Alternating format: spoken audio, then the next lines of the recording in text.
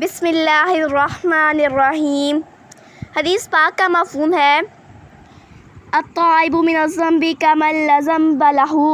گناہ کر کے توبہ کرنے والا شخص اس شخص کی طرح ہے جس نے گناہ کیا ہی نہ ہو۔ سب سے زیادہ بلند مقام انسان کی بندگی کا ہوتا ہے۔ بندگی کا بہترین مظاہرہ توبہ کے وقت میں ہوتا ہے۔ توبہ استغفار کے وقت بندہ انتہائی ندامت اور احساس کی پستی کی حالت میں ہوتا ہے۔ بندے کی یہ صفت اللہ تعالیٰ کو بہت پسند ہے۔ اس حالت کو دیکھ کر اللہ تعالیٰ فرماتے ہیں میں نے تیرے سب گناہ معاف کر دیے۔ مولا علی قاری فرماتے ہیں جب بندہ توبہ کے ذریعے اپنے رب کی طرف رجوع کرتا ہے تو دو شکلوں میں سے ایک ضرور ہوتی ہے۔ ایک یہ اس کے گناہوں کو بالکل مٹا دیا جاتا ہے، جیسا کہ حدیث پاک میں معلوم ہوتا ہے کہ گناہ کر کے توبہ کرنے والا شخص اس شخص کی طرح ہے جیسے اس نے گناہ کیا ہی نہ ہو۔ دوسری بات یہ ہے کہ اس کو اس کا ثواب ملتا ہے مگر گناہ مٹایا نہیں جاتا، مگر توبہ تو ہر حال میں فائدہ دیتی ہے۔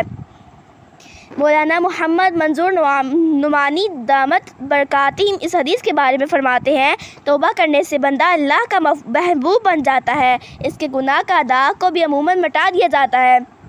ایک حدیث میں آتا ہے یقوم ولدتہ امہ، توبہ کرنے کی وجہ سے بندہ ایسا ہو جاتا ہے گویا اس کی ماں نے اس کو آج ہی جنا ہو۔